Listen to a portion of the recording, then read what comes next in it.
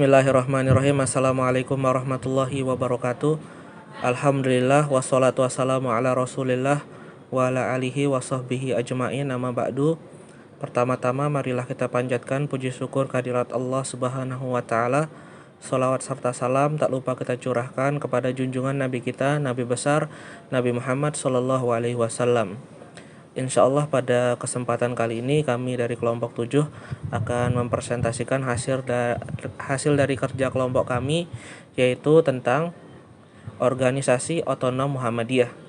Di sini kami beranggotakan 7 orang.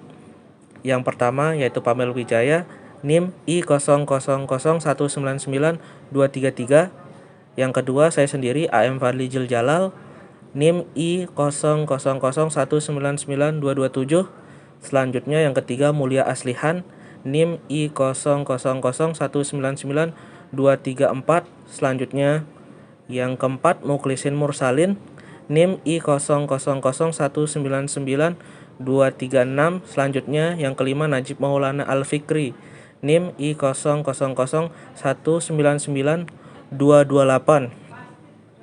Selanjutnya Rian Ardinata, NIM I0001902212. Yang terakhir yaitu M Saiful Ulum, NIM I0001902213. Langsung saja kita masuk ke penjelasan yang pertama, yaitu pengertian dari Ortom Muhammadiyah. Organisasi otonom atau kerap kita dengar sebagai Ortom adalah organisasi atau badan yang dibentuk oleh Perserikatan Muhammadiyah yang dengan bimbingan dan pengawasan diberi hak dan kewajiban untuk mengatur rumah tangga sendiri, membina warga Perserikatan Muhammadiyah tertentu, dan dalam bidang-bidang tertentu pula dalam mencapai maksud dan tujuan Perserikatan Muhammadiyah. Selanjutnya akan dijelaskan oleh teman saya Pamel Wijaya. Baiklah, selanjutnya yaitu tujuan Ortom Muhammadiyah.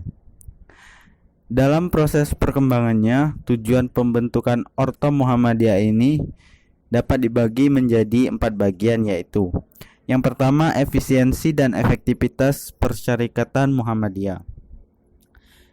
Jadi salah satu tujuannya yaitu efektivitas Persyarikatan Muhammadiyah, yang berarti bahwa tujuan yang telah direncanakan sebelumnya ataupun tujuan yang telah direncanakan oleh Persyarikatan Muhammadiyah dapat tercapai, atau dengan kata sasaran tercapai karena adanya proses kegiatan.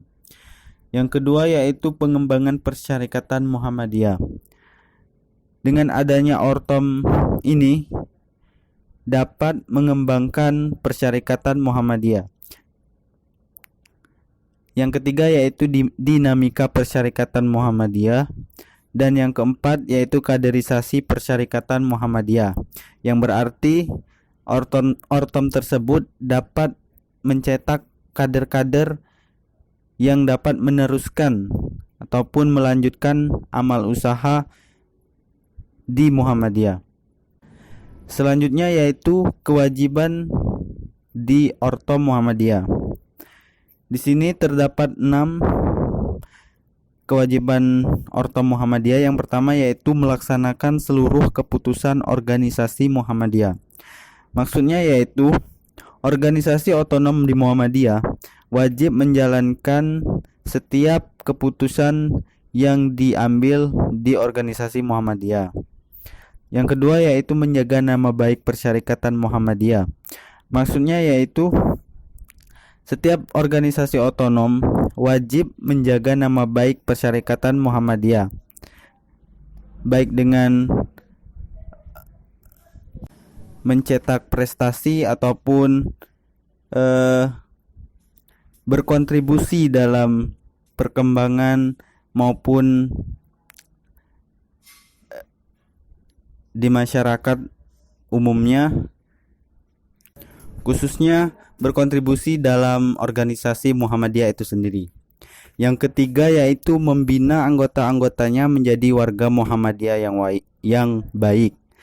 Jadi setiap organisasi otonom Muhammadiyah itu melatih ataupun membina anggota-anggota yang ada di setiap organisasi otonom tersebut untuk menjadi warga Muhammadiyah yang baik.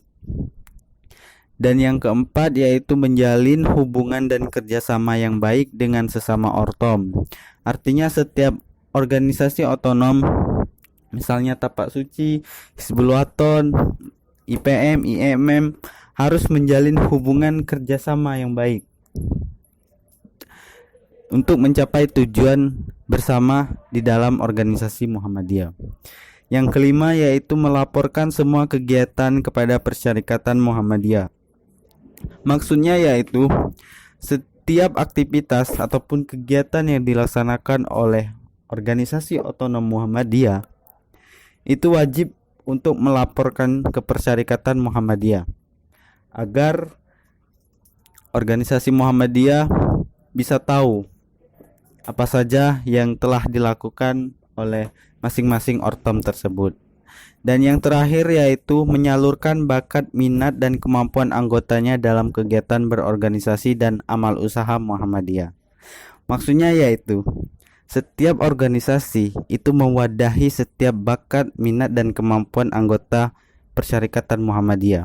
Jadi misalnya ada yang berbakat di dalam bidang tapak suci dapat disalurkan di ortom tapak suci dan sebagainya.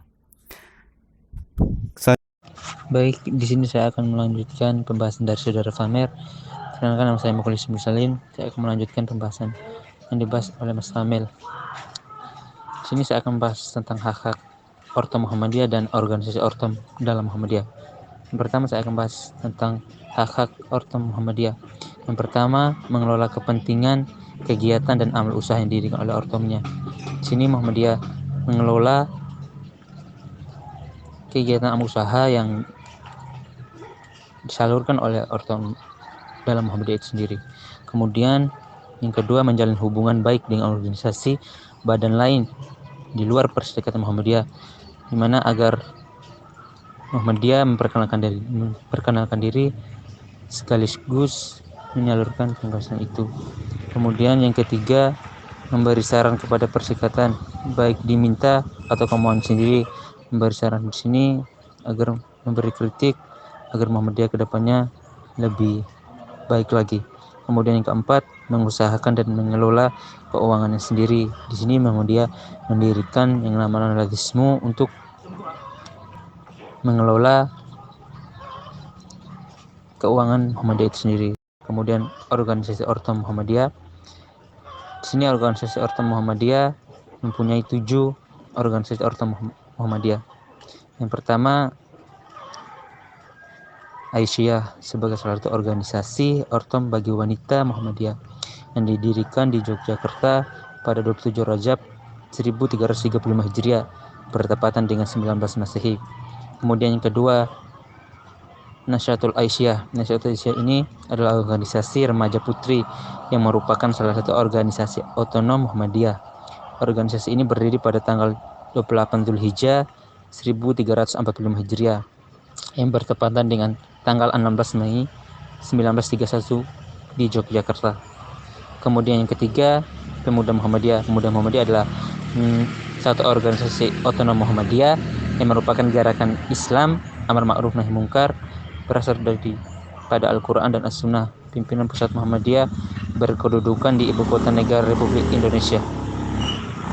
Kemudian yang keempat, Ikatan Mahasiswa Muhammadiyah adalah sebuah organisasi gerakan mahasiswa Islam sekaligus organisasi otonom Muhammadiyah yang bergerak di bidang keagamaan, kemahasiswaan, dan kemasyarakatan. IMM berdiri secara lokal di Yogyakarta tanggal 14 Maret 1964 Masehi atau 29 Syawal 1384 Hijriah dan nasional tahun 1965. Kemudian Ikatan Pelajar Muhammadiyah adalah organisasi otonom Muhammadiyah yang merupakan gerakan Islam dakwah amar ma'ruf nahi mungkar di kalangan pelajar. Jadi Ikatan Pelajar Muhammadiyah ini beda dengan IMM yang bergerak di ranah kemahasiswaan, yang dimana Ikatan Pelajar Muhammadiyah ini sendiri berakidah Islam dan bersumber pada Al-Quran dan As-Sunnah. IPM saat ini terdapat di 34 provinsi se-Indonesia. Kemudian Gerakan Kepanduan Hizbul Waton adalah salah satu organisasi otom di lingkungan Perserikatan Muhammadiyah, ortom Muhammadiyah lainnya, yang dimana pendirinya adalah Ahmad Dahlan, didirikan 20 Desember 1918, yang didirikan di daerah Yogyakarta. Organisasi utama yakni Khawarij Pusat, organisasi induk Perserikatan Muhammadiyah. Tujuan didirikannya ialah pendidikan anak muda. Tahun pendiriannya adalah 1918. Kemudian yang terakhir, perguruan seni bela diri Indonesia, yakni Tapak Suci Putra Muhammadiyah atau singkat TS, adalah sebuah aliran atau perguruan dan organisasi Pancasilat yang merupakan anggota IPSI. Tapak Suci termasuk dalam 10 perguruan historis IPSI, yaitu perguruan yang menunjang tumbuh dan berkembangnya IPSI sebagai organisasi. Sekian pembahasan dari saya. Selanjutnya akan dilanjutkan oleh saudara saya, Mulia Aslihan. Bismillah. Oke, saya akan melanjutkan organisasi otonom Muhammadiyah. Aisyah merupakan sebuah organisasi komponen wanita Persyarikatan Muhammadiyah yang didirikan di Yogyakarta pada tanggal 19 Mei 1917. Organisasi Aisyah merupakan gerakan wanita, keislaman, dan kekinian, maka gerakannya pun tidak surut oleh wanita bersejarah. Aisyah juga sudah memasuki umur 1 abad sebagai organisasi perempuan di Indonesia yang berusia hampir 100 tahun.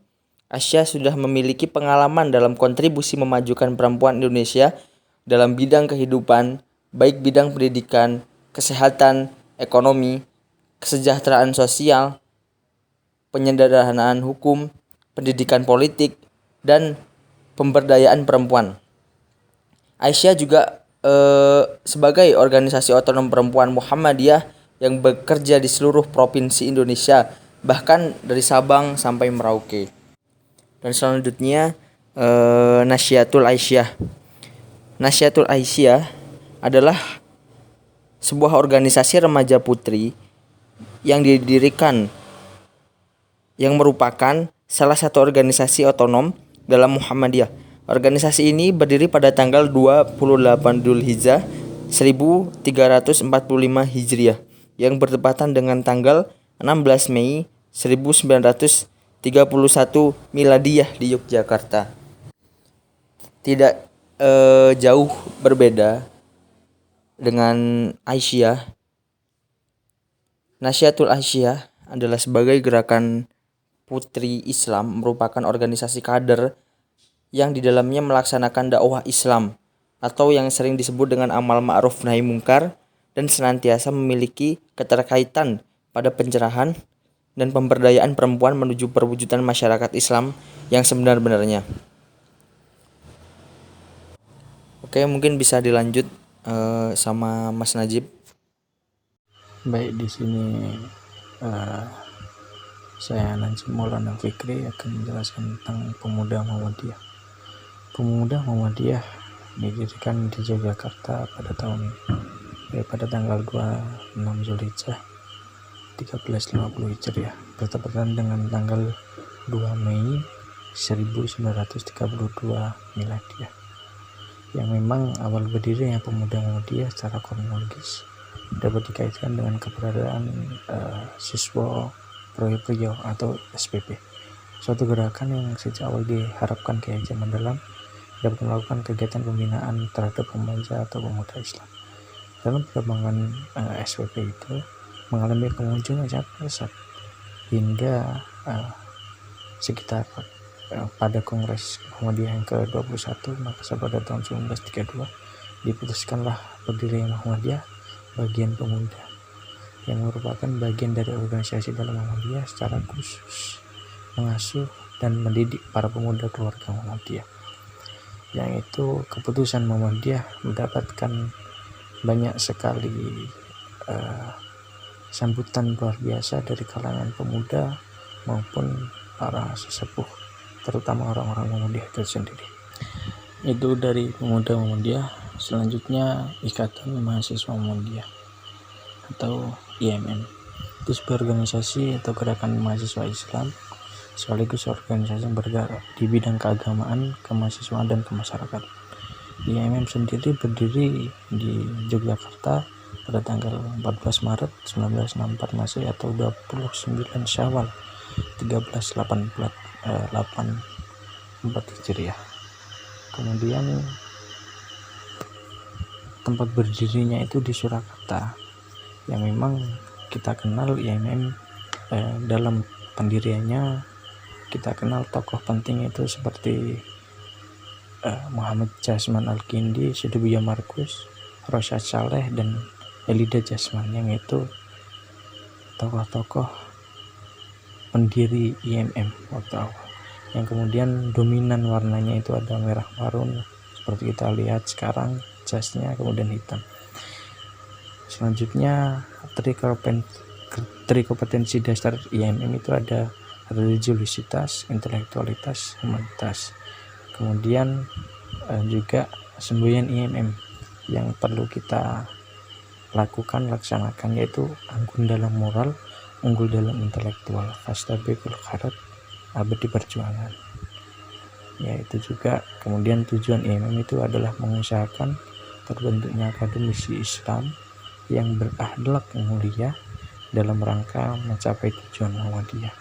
Ya mungkin itu pemaparan materi dari saya dalam konteks pemuda Muhammadiyah dan Ikatan Mahasiswa Muhammadiyah. Yang selanjutnya akan dilanjutkan oleh teman saya. Terima kasih.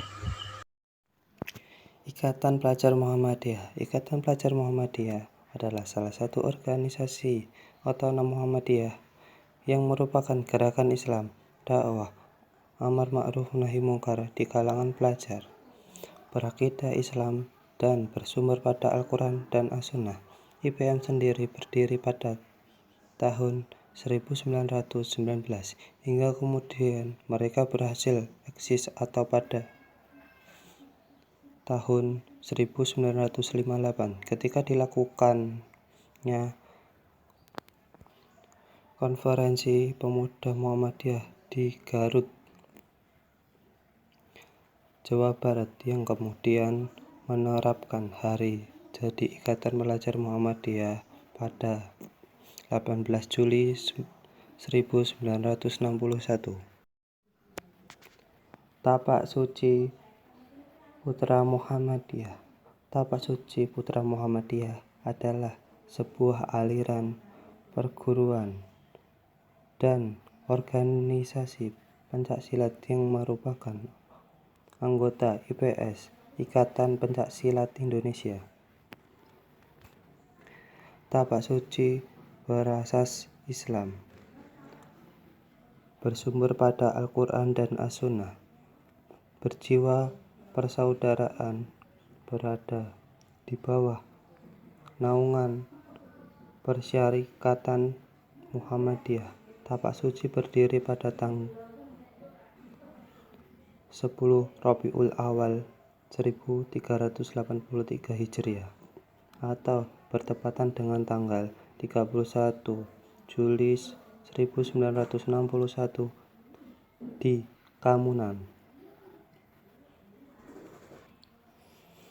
Yogyakarta. Tapak Suci memiliki moto dengan iman dan akhlak. Saya menjadi kuat. Tanpa iman dan akhlak, saya menjadi lemah. Baik teman-teman, mari kita lanjut ke bab Hizbul Wathon. Hizbul Wathon biasa disebut HW, singkatannya yaitu HW atau Pembela Tanah Air. Hizbul Wathon adalah nama gerakan kepanduan dalam Muhammadiyah dengan status organisasi otonom yang bergerak dalam kepanduan. Pandu HW didirikan oleh Kiai Haji Ahmad Dahlan pada tahun 1918 dengan nama Panfinder Muhammadiyah. Tokoh perintisnya yang terkenal adalah Siroj Dahlan dan Sarbini.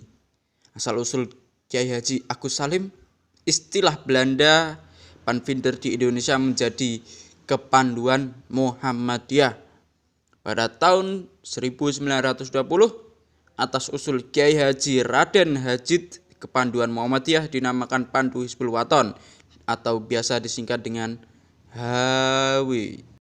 Baik teman-teman, sebelum kita tutup, dapat kita ambil kesimpulan bahwa masing-masing ortom Muhammadiyah ini digunakan sebagai pionir, organisator dan pemimpin dalam meningkatkan filantropi komersial Muhammadiyah yang juga memiliki peran dan fokus bidang yang berbeda, dan dalam kenyataannya semua ortom ini memiliki fungsi yang sama bagi organisasi Muhammadiyah, yaitu sebagai pembibitan Muhammadiyah untuk menjaring kader-kader yang akan terus memimpin serta sekaligus mempelopori Muhammadiyah.